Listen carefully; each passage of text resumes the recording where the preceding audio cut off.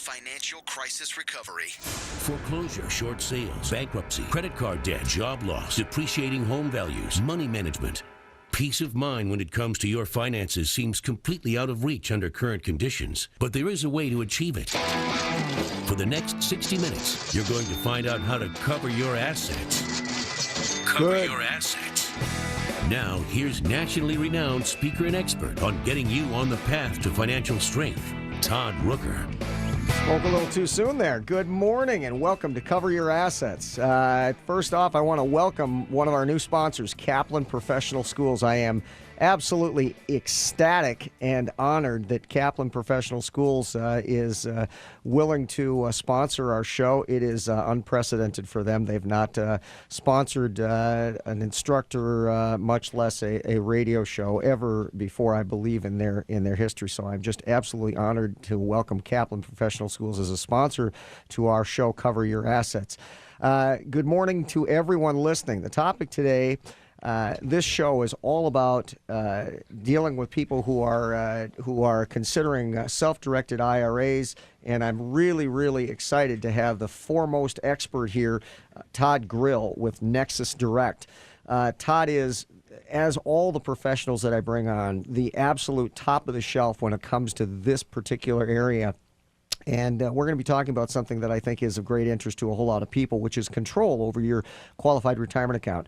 Now, a lot of times we have clients who may have debt that they want to settle, maybe $100,000 worth of debt, and they're considering touching their retirement account, which sometimes is ill-advised and other times may actually be the lesser of evils, something you want to consider very carefully. But they are sometimes shocked to find that within their company, they may go to access those dollars and find out that there are major limitations and the custodian won't allow them to take more than a certain amount over a certain period of time. So as an example, maybe a person's got $40,000 in a retirement account that they can touch, or maybe they've got $100,000 and they get 50% of that retirement account.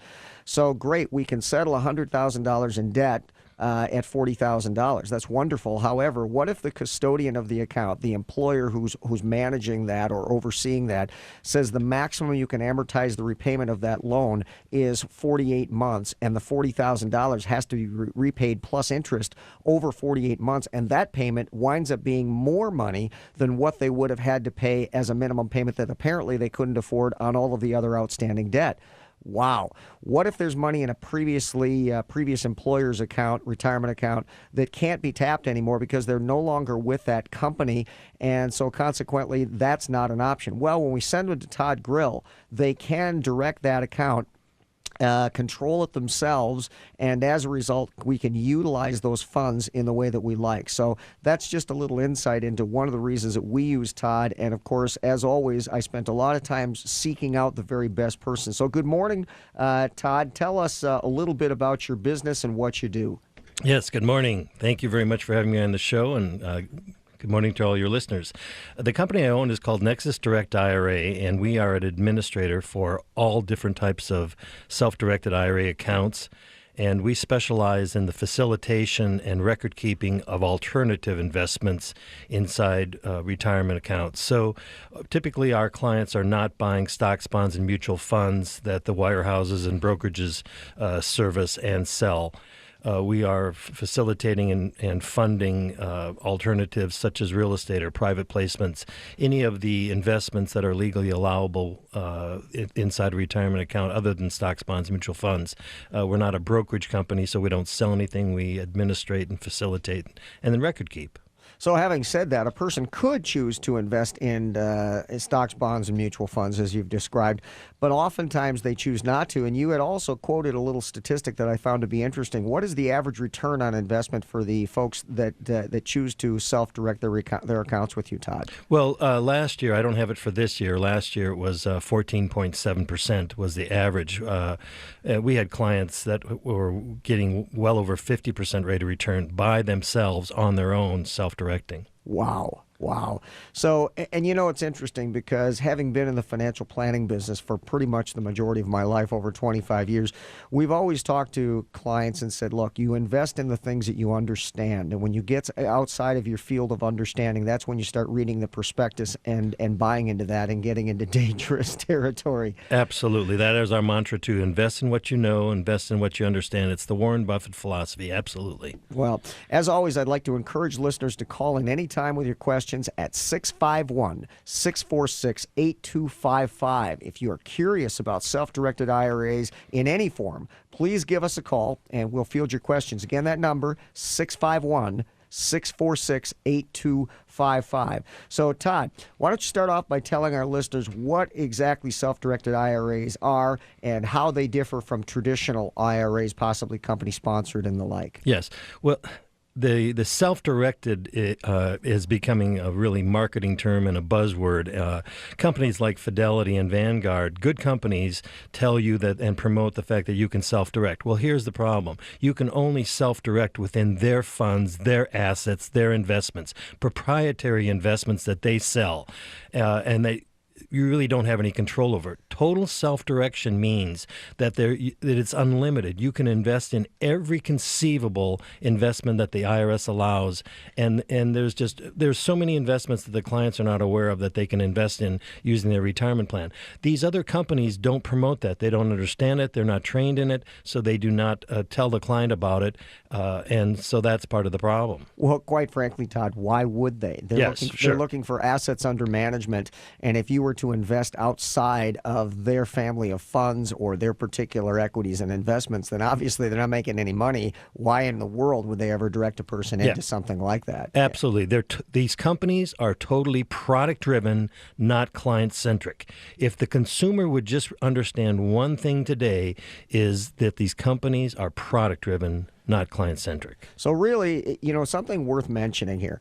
A retirement account, first and foremost, is an account that can shelter one's investments from taxation as well as from judgment creditors. And there's my side of it, because I talk a lot about the fact that you can exempt a retirement account beyond $1 million all the way to bankruptcy. So if the whole world goes sideways on you tomorrow, imagine that you could have $1 million plus in a qualified retirement account. That, of course, being 401k, SEP, IRA, all the ERISA qualified plans. You could have that protected all the way to bankruptcy, meaning you could file bankruptcy, discharge all of your debt, and no one could touch your $1 million in your retirement account. So the question to me is, why in God's name would anybody have any investment accounts that are outside of a qualified plan? It just makes no sense at all. It makes no sense at all. And what's so frustrating to me is the average person's CPA, financial planner, attorney has no clue about this. Even these bankruptcy attorneys that I talk to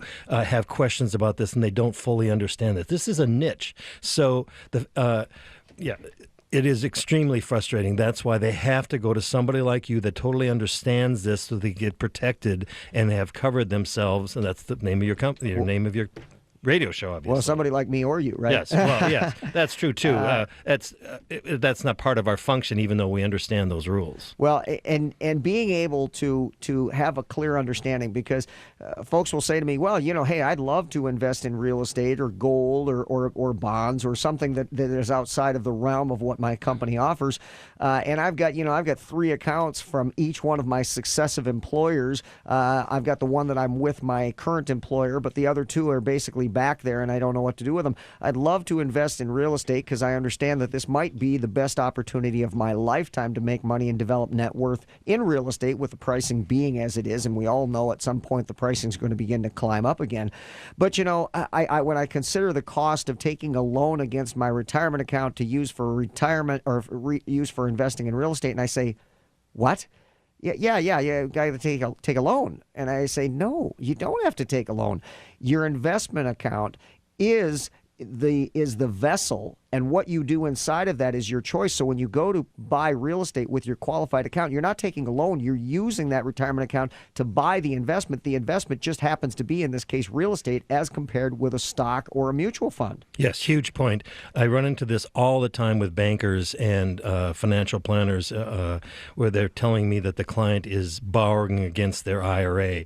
No, that you're exactly right. No, they're using the funds in their IRA to actually purchase the investment with their retirement plan. They're not taking a loan against the retirement plan. So the first point of understanding is that a retirement account is not an investment per se. It is a vessel within which one uses those dollars, those monies, to invest in things that they choose to. And having said that, when they work with you, Todd, the options become much more available, many other options that wouldn't otherwise be available to Absolutely. them. Yep, you're exactly right. That IRA is the vehicle. It is the fire. It is the fuel. And there's over 30 different types of investments that the clients can invest in self-directed. The average person might know of three. So there's just so many different types. Self-directed retirement accounts are all about responsibility and control. So if you believe in responsibility and you believe in control, then this is the type of account for you. So it is a vessel. The funds are held within that vessel that we'll call the IRA, the 401k, the Roth, the Keogh, the SEP, and all the different variants that are out there.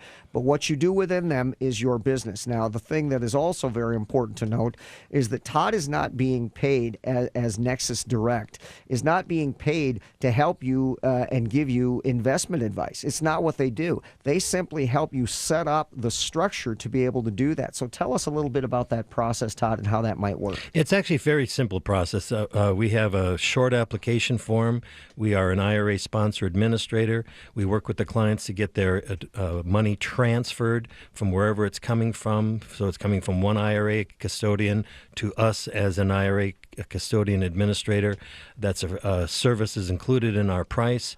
They move whatever assets they want to move. We're not assets under management, so whether they send us $100,000 or $1 million, it doesn't matter to us. They send us whatever they need to send us to do the type of investing they want to do, and then we work with them and guide their hand. We don't hold their hand. We guide their hand through the process of understanding how to buy these different types of investments through the paperwork that is needed according to the IRS to facilitate these types of investments. And so we coach them through this process, and that again is included in the fee. There's so many intricacies and nuances to this that their CPA, financial planner, and attorney will not understand because they've never self-directed themselves. So they have to use a company